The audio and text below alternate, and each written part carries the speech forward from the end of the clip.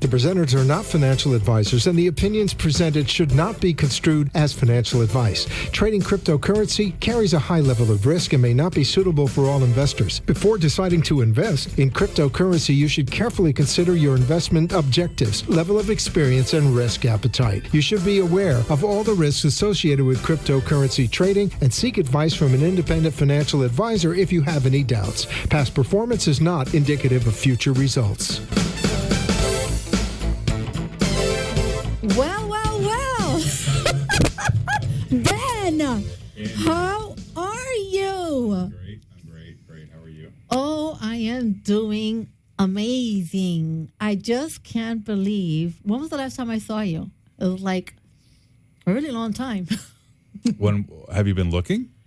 Well, I mean, no. You got to look in order to see me, right? So Yes. right.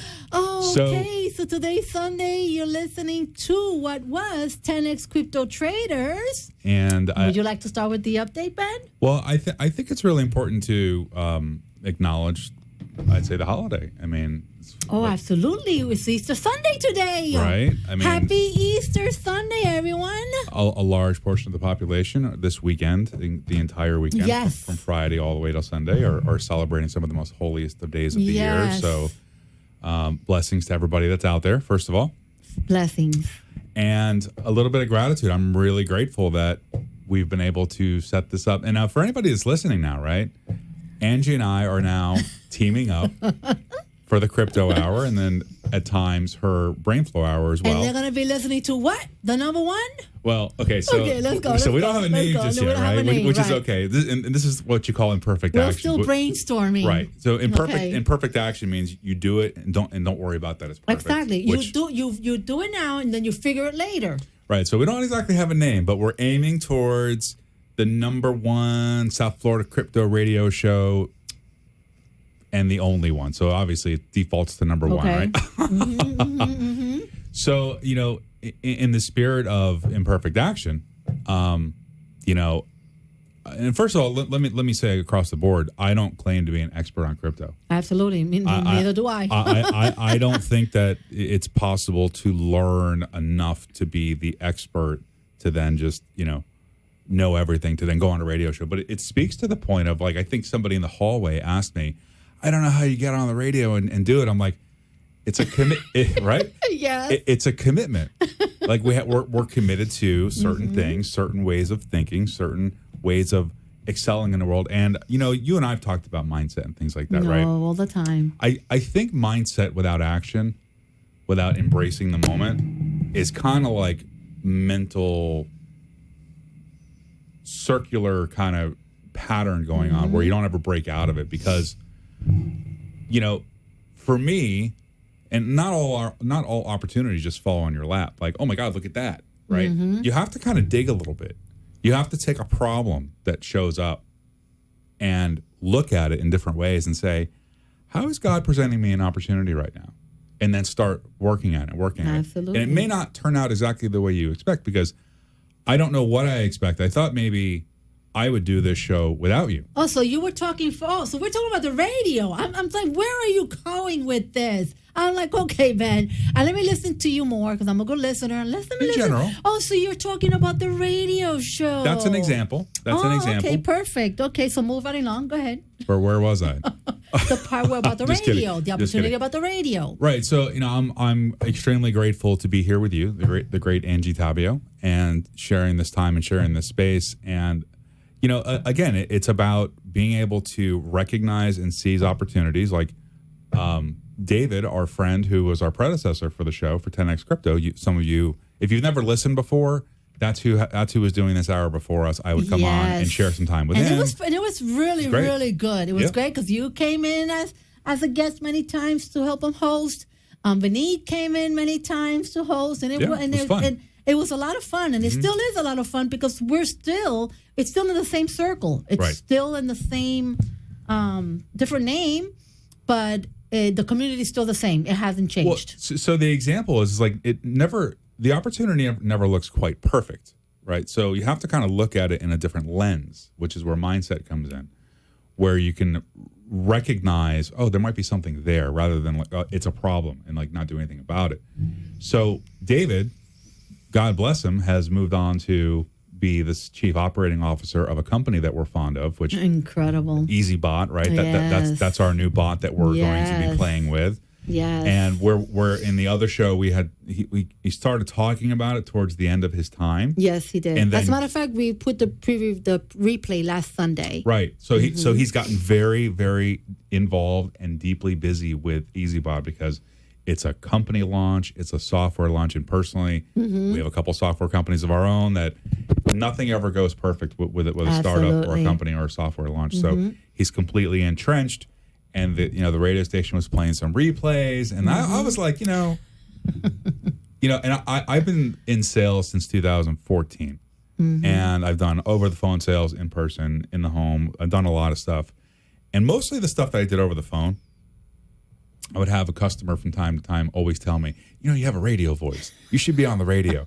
So that's like I'm like, yes, in due time, right? When I'm ready, when the opportunity presents itself. But this is something that you never thought about. It's like you never thought about it until someone started telling you that, and then it became repetitious, where you heard it more often. Like, well, hey, where's the universe going to take me? Ta-da!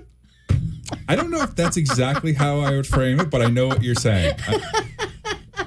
I've spoken a language where everyone can understand. No, I get it. Well, no, it's so maybe people can understand. Like, so to me, the idea of being on the radio, and God whispers it to us in different ways. Absolutely. But we have to listen. Yeah. Has been whispering it to me for years. So it doesn't surprise me that we're here. Okay. I enjoy it. I enjoy creating content too, whether it's a podcast or I do content with language, because I love studying language, which we'll go over some of that in a second. Let me grab some water here. Hold on one second. You're speaking so much already that you need water. No, it is what it is, right? It's part of the game.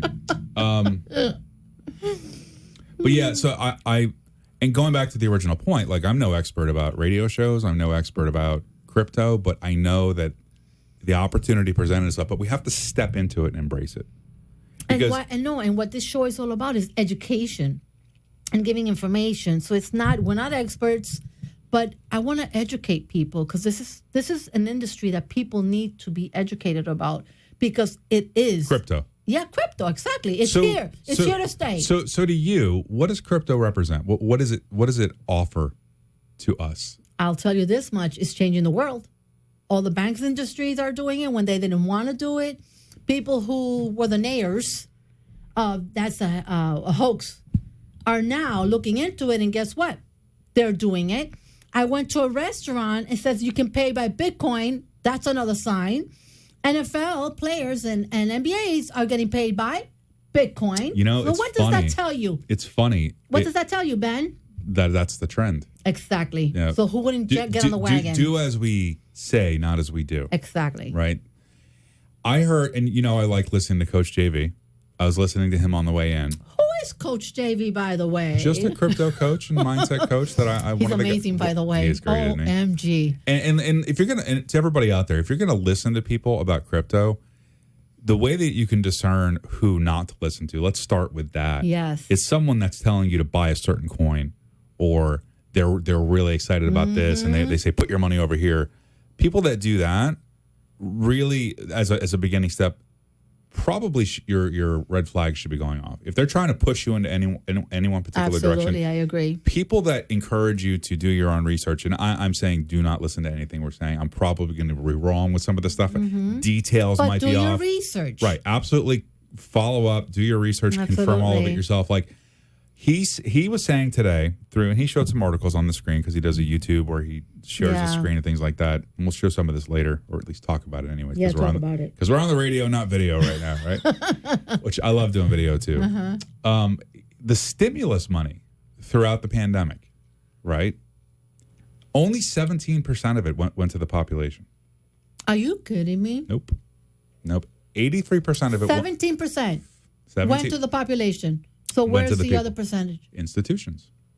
Because they're buying up the digital real estate right now, preparing for what's coming next. It's all one big kind of trail that's been happening. 83%, and details, again, there might be a little bit off in the detail because I only listened on the way in, but very specifically what stood out in his conversation today was that 17% of the money that was printed or pushed through the CARES Act and all that stuff, only 17% went to the people, and the other 83% went to institutions, banks, things like that, in preparation for what's coming. What's coming. Yeah. Now, people who are filing their income tax and they got some of that stimulus money, guess what? IRS is getting it back. Oh, I can imagine. So then that takes away the 17% because unfortunately they're collecting it back when they file their income tax. Now, what you're telling me is what JV said. I know that listening to all his YouTube channels already, I know that he is someone that collects the information from a reliable source, and he'll either replay where it came from. Mm-hmm. Listen to this, and he'll replay it. Yeah, and he does screen share. And he does screen share. Absolutely. Exactly. And this is the other thing. It's like the other thing that stood out to me in what he said today was there's this, and you can look this up. By all means, go for it. MasterCard and Nexo, this company called Nexo, what they're starting to do is, because cryptocurrency is decentralized, there's really no reign on it. Like when I say no reign, like there's really no control over it. There's control in and out of the banking system when you convert it back to cash and things like that, which is where the banks are probably going to regulate, because they can't actually regulate the cryptos that are out there because it's a worldwide thing. What they're going to do the best to regulate is when going in and out of the financial system. But what the beauty about crypto is there's no interest or it's not a debt-based system. It's a freedom system is basically the idea, where the typical system that we've had for the last 100 years is debt-based, always be behind, always chasing your tail, never enough time, never enough money. Our entire financial culture breeds that. So what they're doing is MasterCard, I think it was MasterCard, I might be wrong on this detail, but they no longer allow DeFi, right? They told their customers no more DeFi. And then what they did is they partnered with this company, Nexo, to provide people with crypto-backed credit cards, which puts them right back into the old system. Wow. Yeah, I'm telling you. I encourage you to watch that one. I am. I'm going to watch it. it. Yeah. I haven't seen. I saw the one from yesterday, and it was so interesting. So this is what the show is going to be about. It's going to be about education, bringing information, updated information about crypto, what's going on in the world of crypto. Yeah, and what's really brilliant about what you just said is that none of it's in the news. That is so true. Not yet. What's in the news. Do you honestly think it will be in the news? Because they try to hide things and they don't want to share. They'll share the war. So, they'll share the person, the killing, and all that stuff. But why don't they want to share that? So eventually it will be, right? When the masses then snap into it.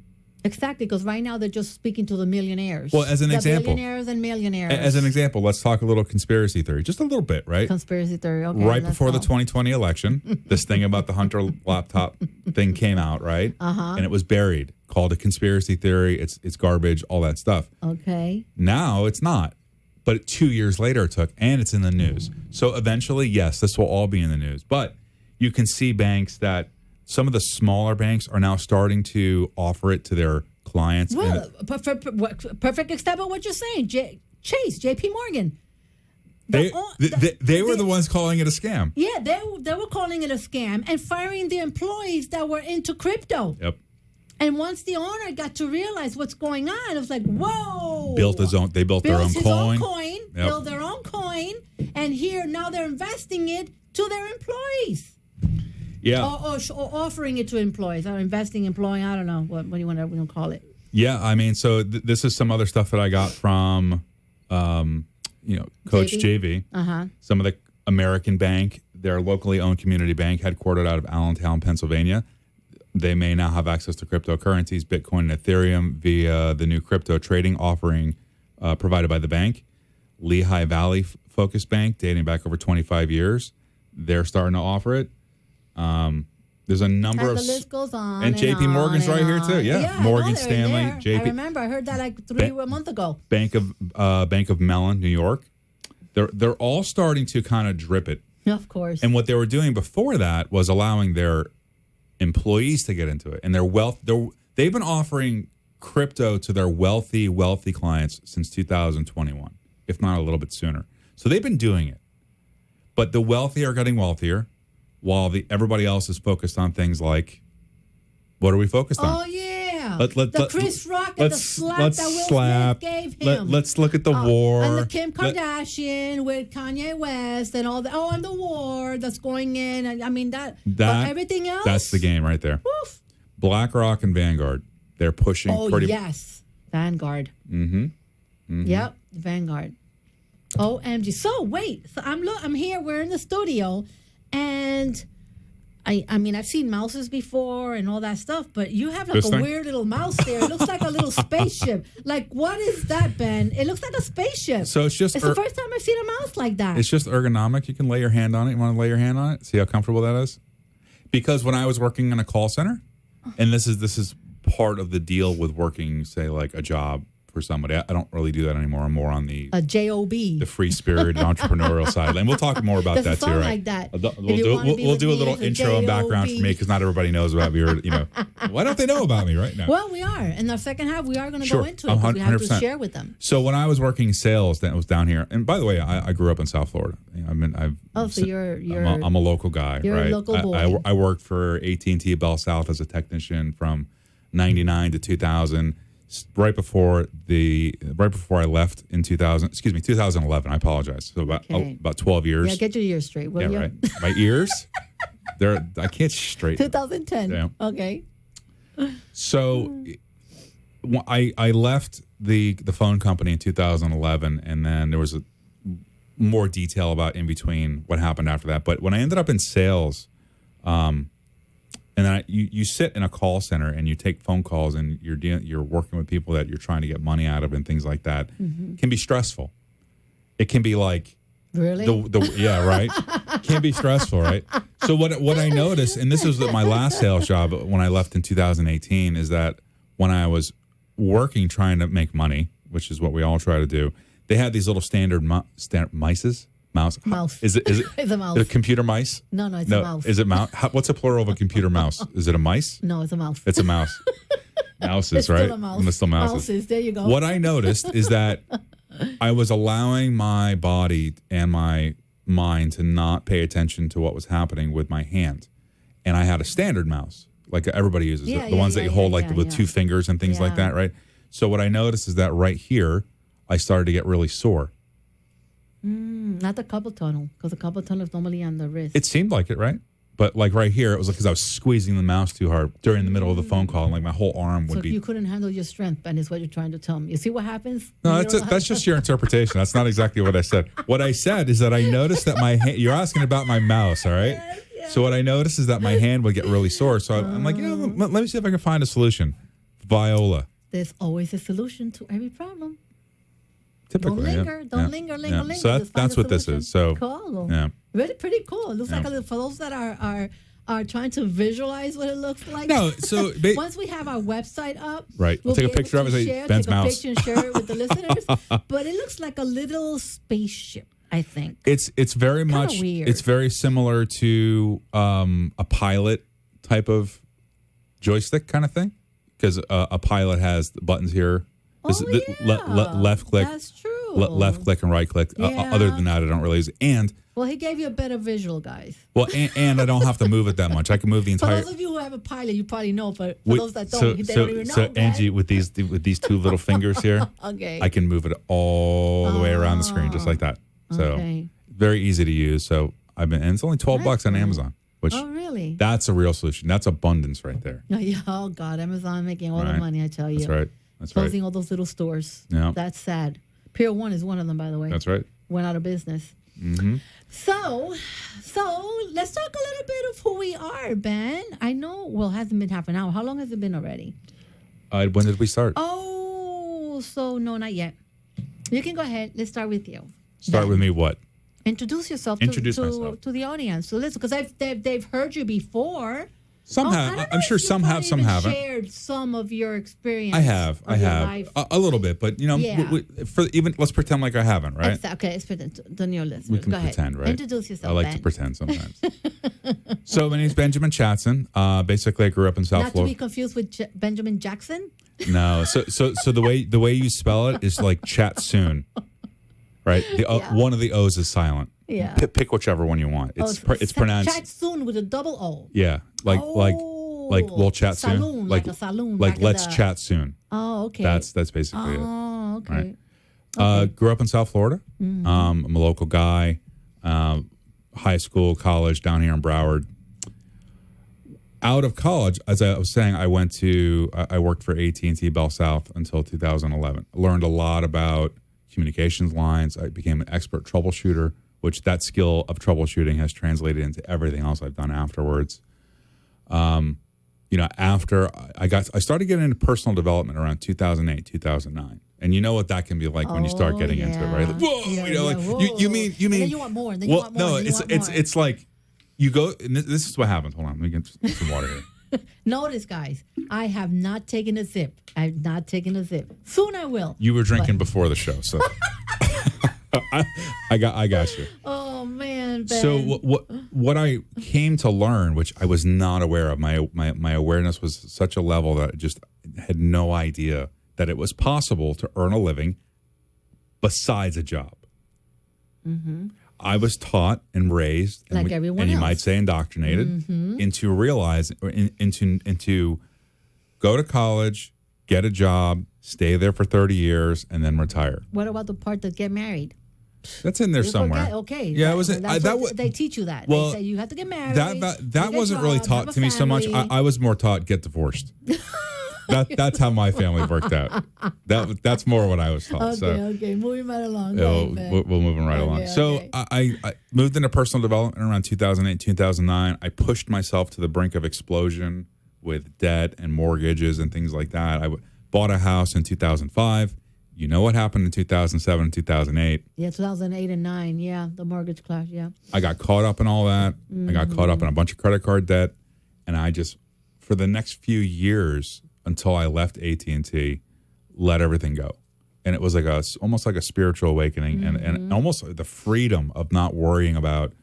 And don't do this, guys. Don't not pay your mortgage. Don't not pay your bills. Trust me, it's a mistake, but we learn from our mistakes, right? Absolutely. It was like a spiritual cleansing in some way to see. Like, I remember the moment where it was like I hit the wall. Where, first of all, when I was working at the phone company, one of the realizations I had, and a lot of you out there might be able to relate to this, is that I was making $80,000, $90,000, $100,000, $110,000 a year. It was a really good job. I worked a lot of hours. I was really good at it. People loved me. I did a good job, helped a lot of people. But even with all that money, the way I was taught how money works or what money is, which none of it was true, by the way. It was just what I was taught through my parents and then her parents and things like that in society. Mm-hmm. As much money as I had coming in was as much money as I had going out. Yeah. That's so I said to myself at about 9 or 10 years in, to the career at Bell South, I said, wow, so I've got 20 more years till retirement, and I'm breaking even, and I can't make any more money here. What am I supposed to do? And then it was like this light bulb that went off. I don't remember what the light bulb was, but it was like this epiphany where it's So that's when things kind of started to move into self-destruction mode.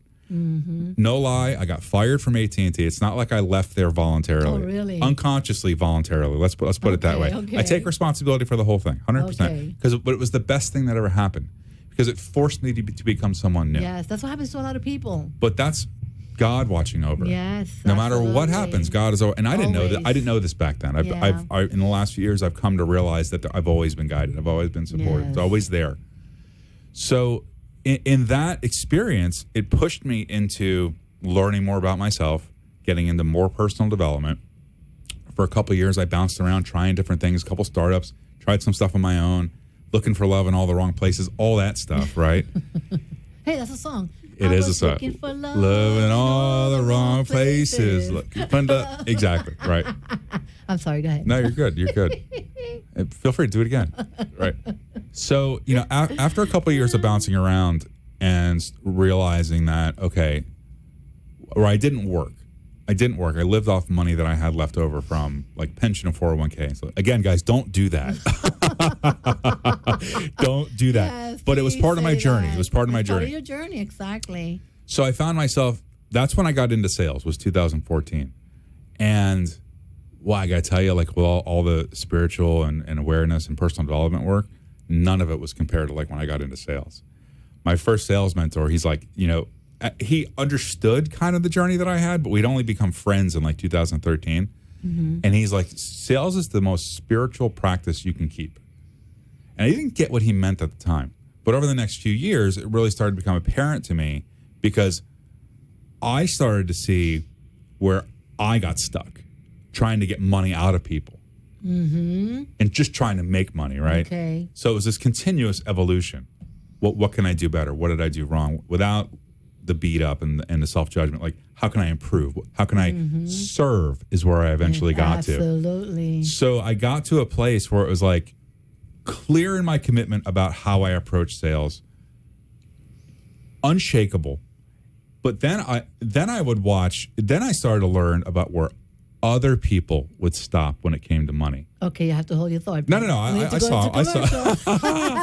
Well, you're listening to the #1 crypto radio. Angie and Benji. Commercial break, and we'll be right back.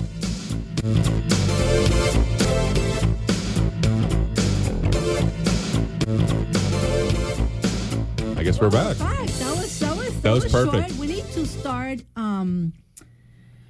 getting some segment sponsors to sponsor our show. They're lined up. Oh, yeah, they are We lined up. We have a few. So, I'm sorry, Ben. We have to go into commercial. So no, it's all good. Go ahead. Tell the audience, our beautiful listeners, who you are. So what I was saying is that once I really started to get a handle on my approach to sales and what I was really there for, which is really just to help people.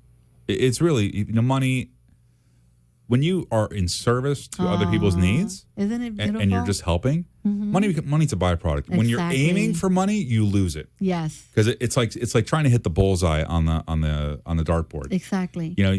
Perfect example of what you're saying right now are car salesmen. They're a bunch of sharks. When do you normally meet one that you can tell that they're really there to help you? I don't know. I don't buy cars anymore. Unless the salesmen that have been in the industry for many years, that they bought mom and dad got a car, then they got the children a car. Other than that. To your point, I sold my car recently just because it was the car was only a couple of years old. It was free and clear. And I'm like, it's a good time to sell a car because I didn't need it. I was working from home, as most people have. Okay, a lot of people have gone remote, right? And I do a lot of marketing, things like that. So most of the stuff I was doing from home. And I saw kind of the direction of things with the world. I'm like, you know what? We don't need the second car. So we went and sold it. And the guy that bought it from us was really nice. But from a car dealer? Yeah, and my mother bought a car from the guy before we sold this one. Okay. But he took care of her. You see, but that's what I'm saying. There are exceptions. Yeah, there are. There are. The old school guys can be. Yes. But I've also seen where some of the old school people, they don't really care either. Yeah. You find a mixture of everything. Yeah. So it's always beautiful to find someone that comes from a servant leader. Yeah. And not a lot of people, not all sales, I won't say not a lot, but not all salespeople take that approach because that's more of a consultative approach rather than trying to sell something. Because you can't know somebody until you understand where they're at. Yeah. And understand what they're trying to accomplish by buying the thing. A lot of amateur salespeople just try and sell the thing. And did you see how many are there out there now? And never get to know the person. Have you seen how many amateur salespeople are out there? How many, Angie? A lot. A lot? Yeah, I'm talking about car dealers, though. Oh, no, I never sold cars. Those guys that were old school, like Al. There's a gentleman named Al, and he been a car salesman for 30 years. And they own an academy where they teach sales associates from car dealers how to... Well, that's what David did, wasn't it? Exactly. David was part of it, but David was part of the Les Brown, right? But yeah, that's where David came from this gentleman named Al selling the cars. He's done it for so many years. So yeah, like David is one person that comes from a place of heart. Al comes from a place of heart, but you don't see that anymore. It's really hard to find someone that you can trust when you're making a purchase of no matter what it is. Well, forget about the shoes. Shoes, I can make my own purchase. I don't need a salesman for that.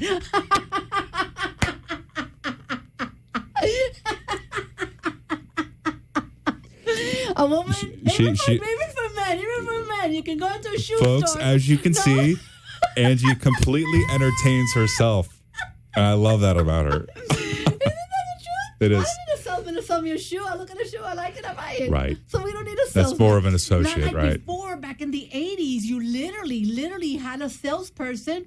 So which pair of shoes do you like? And that was my first job, by the way. Shoes? I was 16 years old, Tom McCann's, back in New York. Mm-hmm. So my salesman taught us that we have to have them sit and then have them take off the shoes, help them put it on. So back then, that type of hospitality and service when you were selling shoes was so beautiful.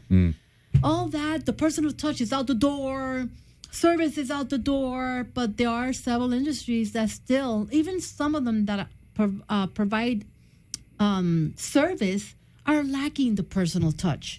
It's true. Isn't it true ever since after C? Like Coach Jay says, C, after COVID, it's gotten worse. I guess I won't say no to that. I don't know that I've noticed that. Let me put it that way. Yeah, I have. I guess because I have my little ones and I have to constantly be calling, things have definitely changed. It's affected a lot of people. Yes. There's a lot of what's the word? Like people are just kind of like whatever at this point. Yeah. They're just kind of like going through the motions, and they're all defeated and things like that. And it shows up in their work ethic. It really does. Mm-hmm. Coming back to me. Going back to you, Ben. So running parallel to me saying leaving Bell South and AT&T and then getting into sales, and then I left sales in 2018 to do stuff I'm doing now, which I'll get into in just a minute.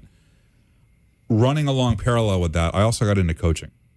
You might call it life coaching, right? I got into that through some South Florida training centers that were down here, which are no longer in business. And I started to see that I was really good at being with people, which at the same time as doing sales. So you can understand like where I was learning how to be with people in new ways. It would then and still when money got involved, it was still a different conversation. So it's not like it was an exact match or translation, but understanding how much of an impact I really had on people with my awareness, my insight, my thoughtfulness, and trust me, I can be a pain in the butt too. I can be a real not nice person. You heard it from him, not from me. Everybody has their moments, but we strive. Yes, we do. Right? We're not perfect. We aim for authenticity. Yes. We aim for honor. We aim for transparency and support and things like that, and love and compassion. Right? So that progression of that journey then led me to go after what's called a train the trainer certification. Are you familiar? I did that too. Yeah, right? with the state of Florida, I was a trainer. So trainer. in the aspect of the way I did it was along the lines of being a trainer for people's self-awareness. And also I had like a 4 or 5 year period where a lot happened. Like right after the thing with AT&T and Bell South, a lot happened for me in that time for me to kind of discover who I really am, you might say, right? And who I can be and who I should become, that kind of thing. And that's hard for men to do. So and I guess getting into the personal growth and development is where you really, embraced it, which is the number one thing to do, and then you became aware. So that was beautiful. Awareness is the game. And I think I said on Facebook the other day, self-awareness is gained by being wrong. Yes, absolutely. If you're just being right about what you already know or what you think is happening, there is no awareness being gained. And not only that, it's not the part of being wrong. It's the part of, let's say, and I'm going to give you another example. Let's say you're attracted to something, right? But you don't know why you're attracted to it. But once you're aware that you're attracted to that, now you know how to pick up on the signs and run away real far before you embrace yourself. Can you give me an example? Oh, how did I have a feeling you were going to ask me that? I had such a feeling you were going to ask me that, Ben. That's my I want to fully. Okay. This is a man asking a woman. I want to fully understand what you're saying. When I coach on relationships, Okay. And I'm going to give you an example with me. Okay, so most people are attracted to their parents, their way of thinking, their way of being, their I don't know what's the word that I want to use, their behavior. Like there's certain behaviors that you wouldn't want. So I used to say, I never want to marry a man that's a Puerto Rican. Never, never, never, never, never. Right? But you're growing up and saying that, not realizing that what you're doing is harm, because you're telling the universe that that's exactly that you're going to be attracted to, because you're saying you never want to be attracted to. So what was I attracted to? Oh, the traits. That's the word. Traits. What was I attracted to? My father's traits. So I have one relationship that I went for 16 years. Then I had another one for 13 years. One of them had 2 of my father's traits. Then the second one had 1 of my father's traits. When I realized that that's what I was attracted to, and that I said I never, and that's what I coach. I tell them, so you can be in a place with 2,000 people, right? 2,000 men, let's say. And here I am coming into this ballroom with 2,000 men. Let's say like that show that they used to have to try to connect this woman. Oh, not The Bachelor, but something like that. And then all of a sudden you realize 20 men are attracted to you. They're attracted to you because that's what you said, that you never want to be attracted. So no matter if you say never, I don't want, guess what? That's what you're attracted to. Once I learned that I became aware that I was attracted to that. And then when I learned that you spill out to the universe what you really want versus what you do not want, it changed everything. So whenever I have a coaching client that's like, why am I still attracted to the bad boys? Or why am I attracted to the bad girls? Are you aware that you're attracted? That which is number 1. Yes, I am aware. Then we need to change it. We need to change the way you say that, and we need to change what is it, and we have to describe it to the T. Describe that person to a T, where you write it down, everything, and then you start visualizing what that person looks like, and it never fails. It never fails, Ben. Was that good enough for you? Do it again. Oh. I'm just kidding. I looked away for a second. No, I was kidding. No, it's great. It's great. I understand what you're saying. Right. So what was interesting thing about how the mind works? Yes. The mind does not process no's and nots. Right. And never. It only focuses on the subject. So if you're like, I don't want an abusive relationship anymore. Yeah. That's only putting out the same thing again. Exactly. Because it's basically you're in resistance to the thing.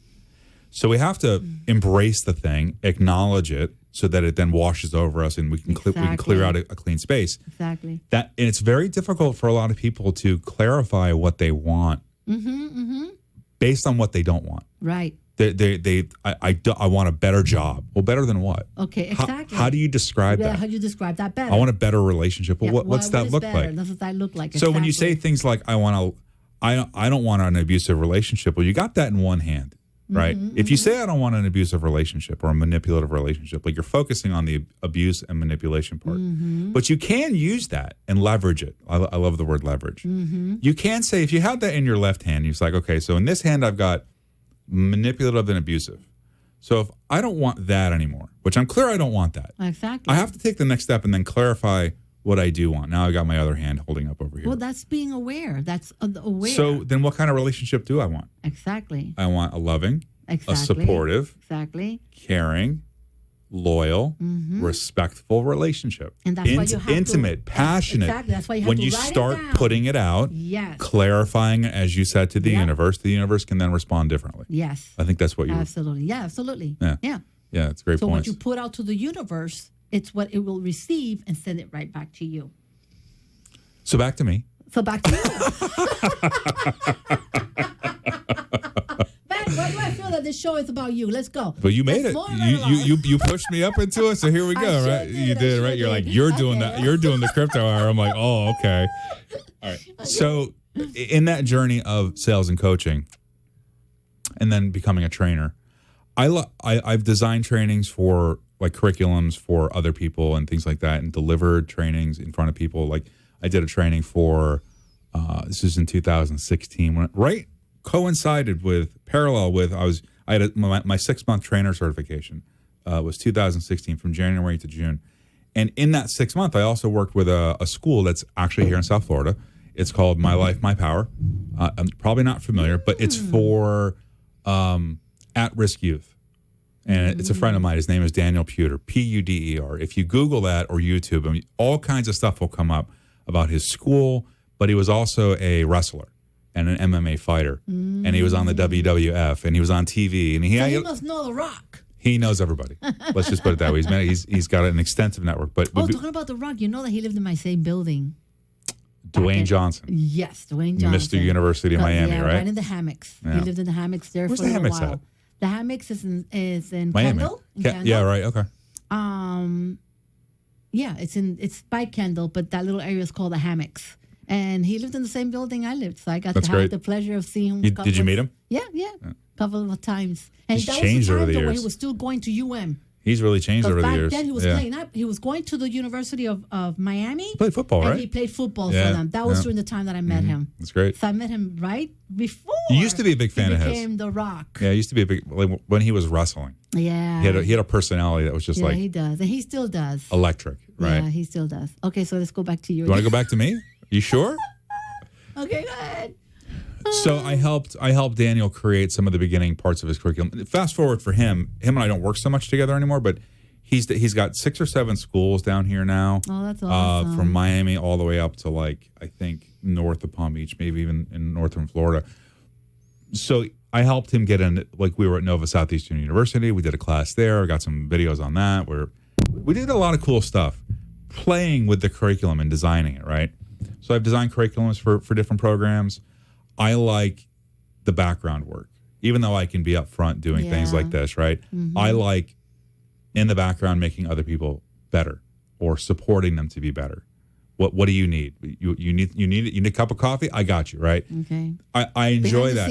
Yeah, and I also scenes. Enjoy problem solving because we need that no matter what we're doing. Mm-hmm. So fast forward for me, I left sales and all that stuff in 2018, and I went into to learn about lead generation and digital marketing. And that was a whole other animal. Sales was also in there, but learning that within 3 months of say Google ads and Facebook ads and website building, I'm like, you know what? I don't really want to do this. I see it's a necessary, right? It is necessary for your business. Because it is, but it's not something that I would like to do all day. No, not at all. I can't stand sitting in front of the screen all day, which is why so for me, you and I were speaking, but for me, anything that steals any moments of joy from my day is not a good fit anymore. Yes. I will not justify or make excuses for the thing because it gives me a paycheck. I will look at it and not justify it. I'll be like, you know what? It's not a good fit. It's like a pair of pants. Yeah. And if more people went through life with just looking at, does it fit or does it not fit what I'm doing in my direction? Just think about it like clothing. You try a pair of pants on. You can try a lot of stuff on. Mm-hmm. That's why they say to kids, travel, try things, do different things because you're young enough, you can make some mistakes. Right. As we get older, people don't want to make so many mistakes. They don't want to risk too much because they have too much to lose. They're not adventurous. It gets more difficult, they say, as we get older, right? Yeah. I haven't subscribed to that either. It's so funny that you're talking about joy. What did I say as I was walking out the office coming over here? What did I say? What statement did I say before I got in here? I will not let anyone steal your joy. Well, I didn't say joy, but steal my joy. That's how I say it. Yeah. Right? Yeah, but I said it twice, my joy. I will not allow anyone. No. I value too much my peace of mind. My state of loving being, personality, of being happy and smiling all the time. To me, it's all spirit. Me too. At this point. I don't allow anyone to steal that away. And when it does happen, it's like I'll linger for a second. I'm like, no, I'm not going to allow it. I value my time too much. I do. Personally, I value my time so much, and it's directly related to, well, that doesn't really matter. I value all my moments. I find people say they value their time, but they don't value the moments. That's because they're not present most of the time. And that when you talk about moments, it's about being present. Like you and I were present. So I take inventory. I account for my moments. if I have relationships in my life that are causing emotional distress, or there's emotional manipulation, or I have to be strategic in how I talk to somebody, I'm like, they're not a good fit. Move on. And that is how you progress and evolve through life, is by changing the people you hang out with. Absolutely. Everybody's heard this statement. Or you marry. That'll do it. That'll do it. That's definitely a path you can take. I heard somebody say like, no, I heard somebody, it was the perfect framing for marriage, and like no digs on marriage, like by all means find the right person. Marriages are beautiful. Someone said you love someone so much you're going to get the government involved in your life. That's what marriage is. Really? Because that's true. Because how difficult is it to unbind that agreement? It's true. You're right. And I'll say a joke in reference to marriage. This man wanted to divorce his wife, and he thought about ways to divorce her, and he got her a ring. He tried to, bribe her into getting a divorce and all that stuff. And then finally, they asked him, so why aren't you getting divorced? He goes, because I realized that it's cheaper to keep her. Exactly. All about the money, right? Yes. Sickness. Now, can be a sickness. It is. But you know how sad that is? That you're willing to give up. Well, that's what I'm saying. It's the same thing we're just talking about. Like, I won't allow. There's no amount of money that my spirit. Yeah.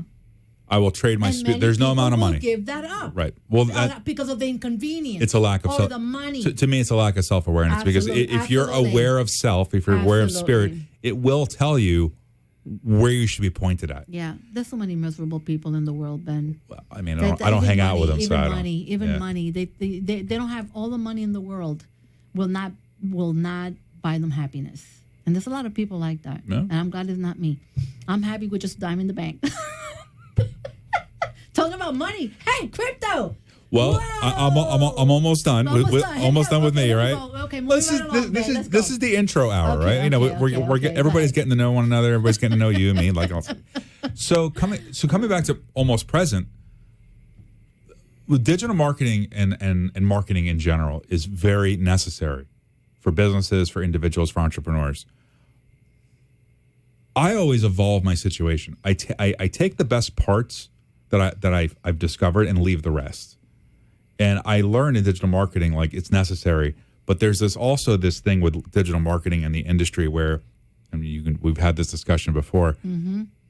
People waste money on marketing. They waste money on marketers, and they get burned, right? You don't have to explain. We've heard it. I'm not. You're just taking me back. Does that mean 3 minutes? 3 minutes. Okay. So it's a very consistent experience that people have spent from anywhere from a few thousand to a lot more on a digital marketer that promised them the world and they couldn't deliver, and then they guys disappear. Yeah. So that's happened a lot. I saw it in the industry that I was in, because my partner at the time was that. Okay. He was terrible. He was supposed to handle the back end stuff, and I would handle the relationships up front and finding the clients. And like, was it, you do your thing, I'll do mine. We're going to be good. Mm-hmm. But he could never follow through on time. He could never. And when you asked him, he's like, "That's just how digital marketing works." I'm like, no. That's not how things. You do it your way. Fine. So I learned within a few months it just wasn't the right fit. However, there was value in beginning the journey of learning digital marketing, because where did I end up? I ended up working with Dennis on Marketing on Fire, which is a solution to that problem. I didn't even know Marketing on Fire existed, but he was running parallel for the last 3-4 years, right? 2 minutes, Ben. Marketing on Fire, which is gomof.com/Angie Tabio if you want to grab an account. GOMOF. It's an all-in-one digital marketing solution for both beginners and advanced people, where I've become the face and the voice of the platform. Mm-hmm. You land on it, you see a video from me. So if you guys want to see my face, it's there. But more importantly, because I love training people and having them get past what stops them. Every page of the platform has a narrated on-screen training video from me showing you where everything is and how to use it. And the feedback we've gotten is tremendous. Yeah. And part 2, I will say after the break. No, there's no break. Oh, no? This is it. Oh, this is it? This is it. Oh, wow. Yes, okay. There's no break. So you got to learn about so let's talk. No, we can't. We don't have time. But many people know. That's fine. So the next show is Brain Flow Radio. Many of you, I don't know if many of you do know, I've got a show right after this, which will be changing the hours. But next Sunday, we'll talk about a little bit about me and how I got into crypto and how I've always wanted to get into crypto, but there was always an obstacle, and I didn't make that decision in starting back then. But like I say, everything in life is always timing. So you're listening to the number one radio talk show. Number one radio crypto talk show in South Florida. We have to say that in South Florida. And we shall be back. Next We're week. thinking of calling it Benji and Angie. Well, you weren't supposed to say that just yet. Why not? I don't know. Let's see. Okay, so we're narrowing it down to a couple of seconds. We're getting there. We're getting there. Okay, so thank you for joining us today. I'm so glad that we're able to give you an update. Tomorrow you will see a change on the website, but it's still in the same community. So you're listening to the number one crypto show in South Florida. Yep. Benji and Angie. That's right. We'll talk to you. Blessings. Have a great holiday. Have a beautiful Sunday. Speak with you next week. Have a blessed week, and we shall connect next Sunday. Yep. Until then, bye-bye. Bye-bye.